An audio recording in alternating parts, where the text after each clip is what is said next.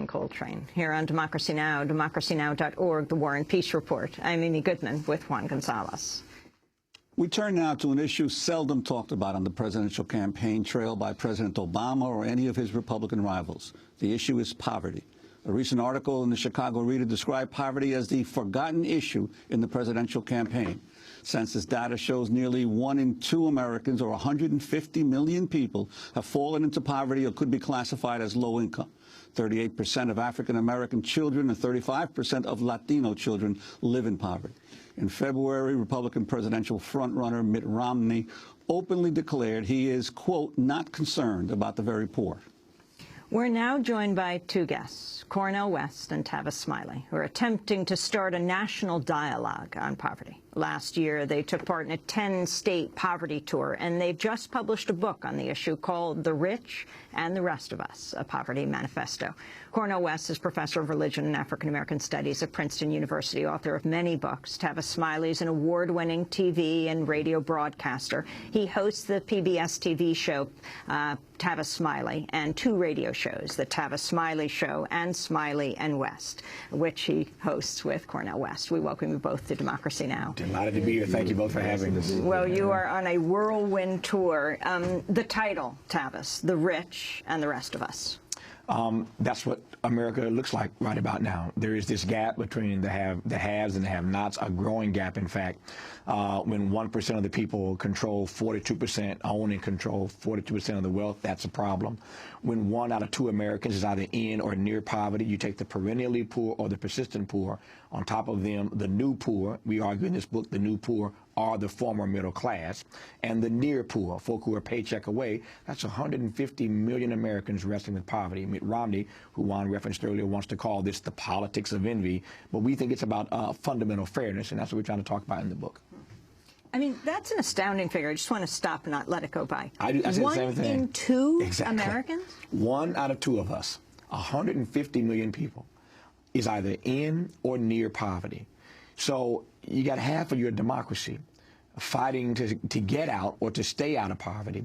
And what we argue in this book is that poverty threatens our democracy, and that poverty is a matter of national security, that poverty is no longer color-coded. Americans of all races, all colors, all creeds, as you mentioned, Amy, on our poverty tour last summer, 11 states, 18 cities, we saw all kinds of Americans wrestling with this issue. And finally, we saw on this tour poverty that was so extreme, Juan, that it's clear to us that a slight uptick in our economy, the kind of which we're experiencing now, a slight uptick is not going to do much of anything to really alleviate or to address the kind of poverty that we saw. This poverty is not a character flaw anymore.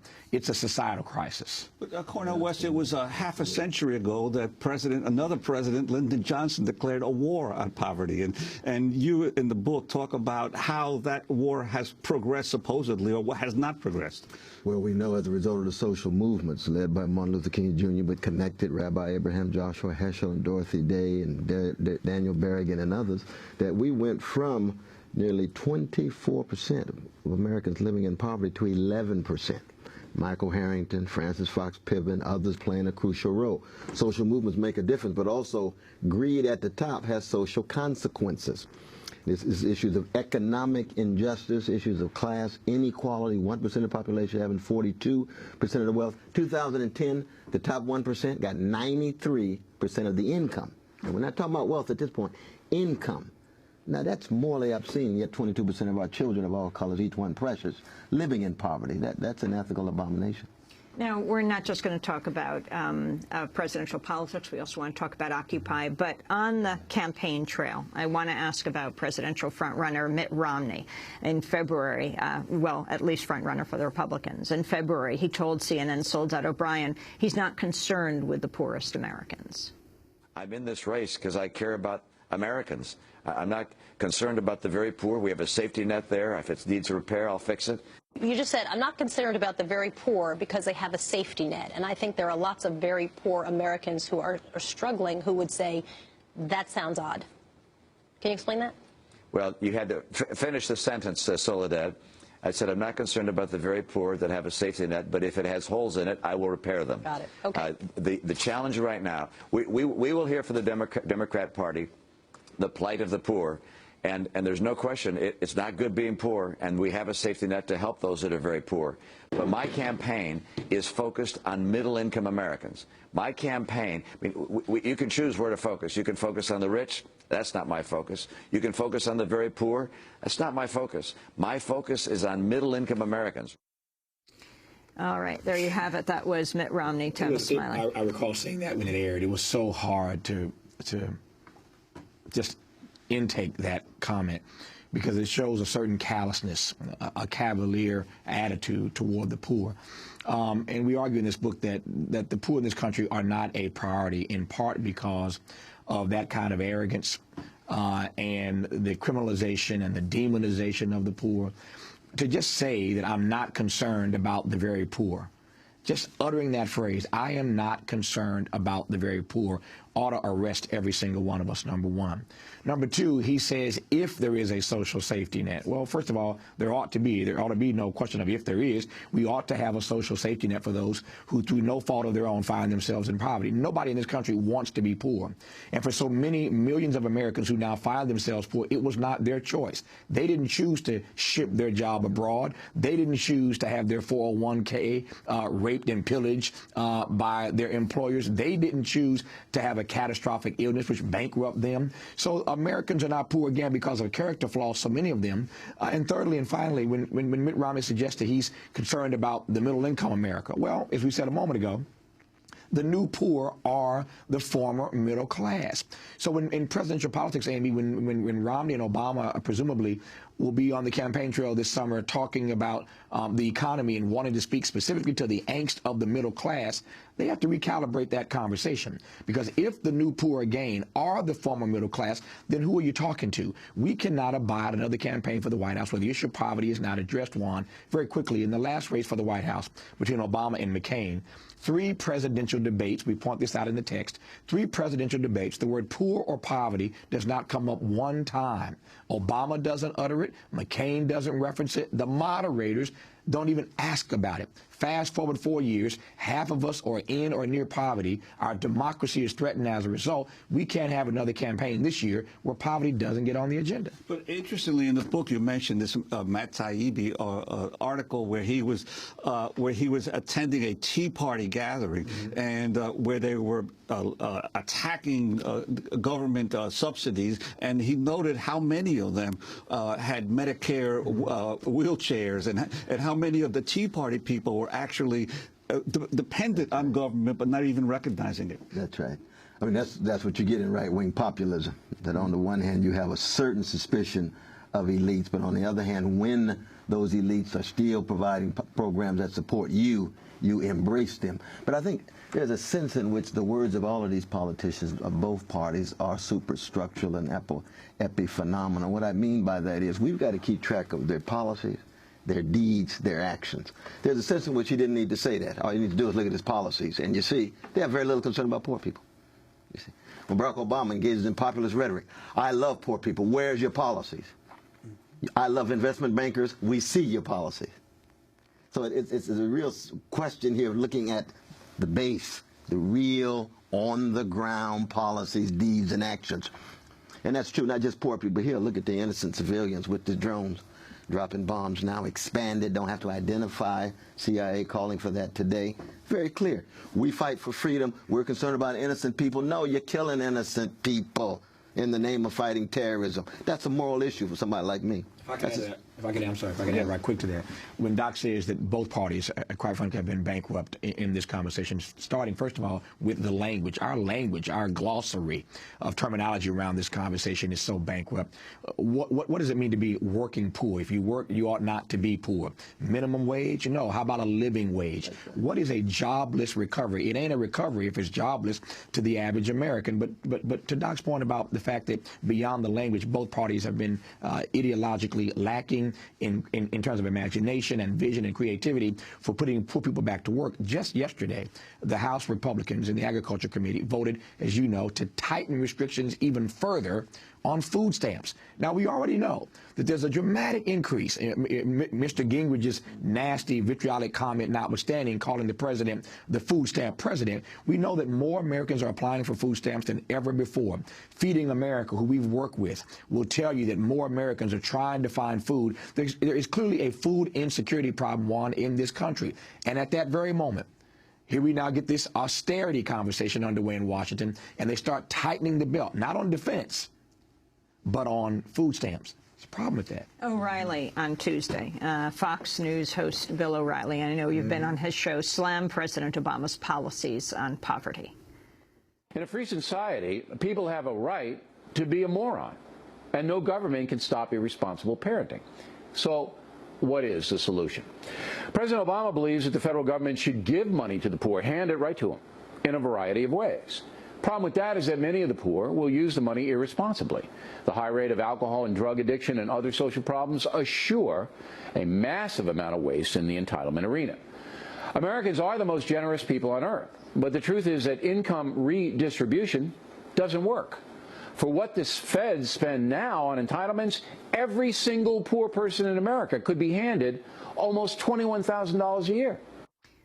That was Bill O'Reilly, Fox News, Professor Cornel West. Well, we've got a section in this book where we talk about the myths and lies told about poor people in poverty. One is that poor people have character flaws and make bad decisions.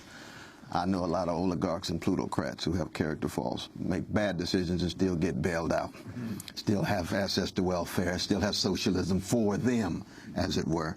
So Brother O'Reilly, he just falls right into the right-wing trap in that regard. And he talks about income redistribution. What we've seen is the most massive income distribution from poor and working people to the well-to-do. So he's not against income distribution. It's just when it's top-down, he's against it. When it's bottom-up, he's all for it. And that's, in fact, he sees it as a natural process of the free market and so forth. So we had to shatter the myths that he's putting forward.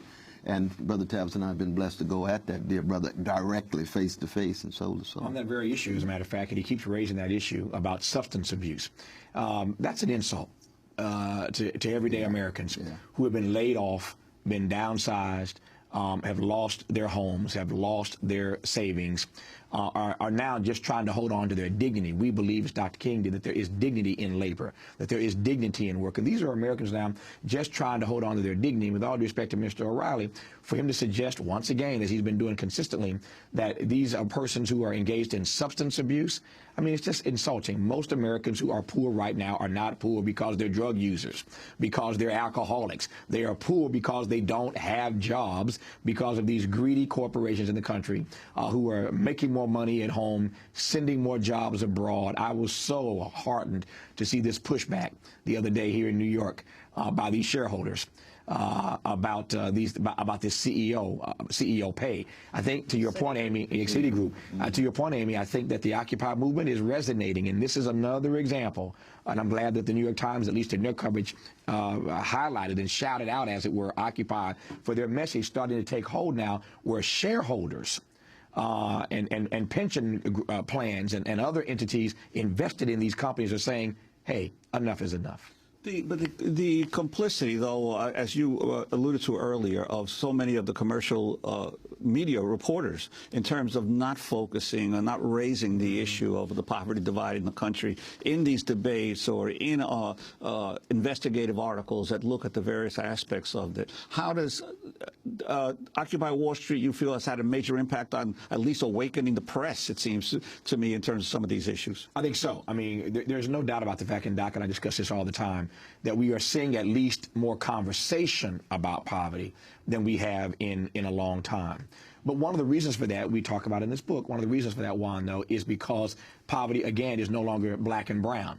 There's so many of our fellow citizens who happen not to be black and brown who now find themselves poor. And so these voices are being raised. To your point about Occupy, you know, while it is a multicultural, multiracial, multi-ethnic entity, the overwhelming number of persons who started this and who sustained this happen to be young white Americans.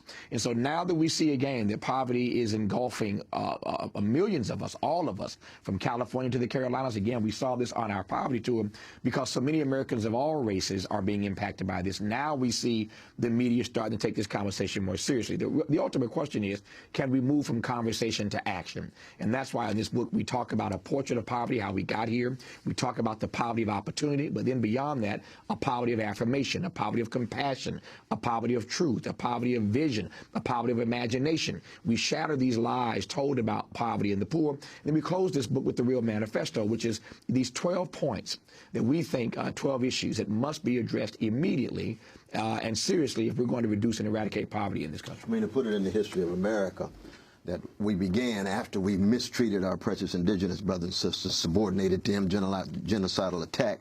But we had to deal with monarchy. British imperialism overthrew the monarchy. Next came slavery. Had to break the back of slavery. Jim Crow and Jane Crow, slavery by another name. Had to break the back of slavery. The issue today is oligarchy. Poverty is the new slavery. Oligarchs are the new kings. They're the new heads of this structure of domination, and we've got to coalesce in our critique of oligarchs and oligarchy and plutocracy without hating oligarchs and plutocrats. What happened to the audacity of hope? Barack Obama? Yes. And well, it's a wonderful language. He got it from Jeremiah Wright, our dear brother Jeremiah Wright. Jeremiah Wright comes out of a black prophetic tradition that talks about hope, not cheap American optimism. So he borrows the language of Martin King. He borrows the language of Jeremiah Wright and a whole host of others, Fannie Lou Hamer and others, blood, sweat, and tears, critiques of oligarchy and critiques of patriarchy and critiques of anti-Semitism, anti-Arab, anti-terror, anti-Latino racism, and so forth. So we get these mainstream politicians, these neoliberals, who preserve oligarchic rule, use the language of progressives, and think that somehow they will not be disclosed for what they are, neoliberals, still tied to the status What about quo. President Obama, Tavis Smiley, and where he has gone in this administration and your criticism of him as he runs for re-election? Well, the argument we advance in the book is not that he has done nothing. We don't advance an argument that he has had a sort of antipathy toward the poor. We simply argue that he hasn't done enough. And we suggested earlier in this conversation that there seems to be a bipartisan consensus in Washington that the poor just don't matter. President Obama is a part of that. We argue in the book, and I think many Americans agree, that the first priority should have been jobs, jobs, jobs. I take nothing away from his push on health care, but jobs for every American should have been the primary issue number one, particularly and especially if the Supreme Court ends up gutting this law by declaring unconstitutional the mandate. The mandate goes, the whole thing collapses basically, and then we're back to square one again. So all that time, all that energy, and all that effort ends up being for naught, and Americans still now don't have jobs and don't have access to health care in the short run or the long run. And we know the health care bankrupts so many Americans trying to just stay alive. They end up with these catastrophic illnesses and end up costing them their homes, their savings, and everything else. So we know the role that healthcare plays in this process. The bottom line is that he hasn't done enough on the issue of poverty. Of that list of 12 things that we say has to be done to reduce and eradicate poverty, one of those things, Amy, one of the 12, is the calling of a White House conference on the eradication of poverty. This is not rocket science. In the vernacular of our conversation today, this really is low-hanging fruit. To your point, Juan, the last time we had a real conversation about poverty from the White House down was during the Johnson years. And there have been Republicans and Democrats, of course, who've occupied the Oval Office since then, but no real commitment to the poor. So what we're calling for is the next president of these United States to do the same thing that Barack Obama did when he got elected the first time, Amy, when he first and foremost signed Lilly Ledbetter, as he should have, to protect women in the workplace. The next president, as his first official act, ought to be the signing of an executive order establishing calling for a White House conference on the eradication of poverty. Bring all the experts together and let us create a national plan that all of us are going to engage to reduce and eradicate poverty in this country over a time certain period, 10, 15, 25 years. Now, here's the bottom line. These plans already exist. Jeffrey Sachs here at Columbia, New York, has one. Mary Wright Edelman, Children's Defense Fund, has one. Catholic Charities has one. Jim Wallace's Sojourners has one. There are all kinds of institutions and think tanks who've created these plans to reduce poverty in this country, but nobody at the White House level. Nobody at the federal government level has said, let's all get in a room and create a national plan that we're going to rally around to reduce poverty in this country. They've done it in other countries. Chile comes to mind. Between 87 and 2009, they went from about 48% poverty to 11% poverty. And Doc makes the point, and we do in the book, that after the Johnson War on Poverty, we reduced poverty in this country. Again, this is not a skill problem. It's a will problem. We need a national plan to get serious about this issue. We just have 30 seconds. Cornel West, Occupy. I saw you down at Occupy Wall Street, and you traveled around the country. The significance of this movement. Oh, it's the historic movement, democratic awakening taking place among everyday people, straightening their backs up. And it's a beautiful thing to witness, and it is coming back stronger than ever, and I'm blessed to be there. I've got my cemetery clothes on, and my jail clothes on, and my street clothes on, even as we write our books. And even as we listen to Richard Wolff talk about democracy at work, new important book. Paul Krugman, Stop This Depression Now, new important book. Connection of mind, body, and soul. Well, we want to thank you for being with us. We're going to do part 2, and we're going to post it on our website at democracynow.org. Check it out. The Rich and the Rest of Us, a Poverty Manifesto by Tavis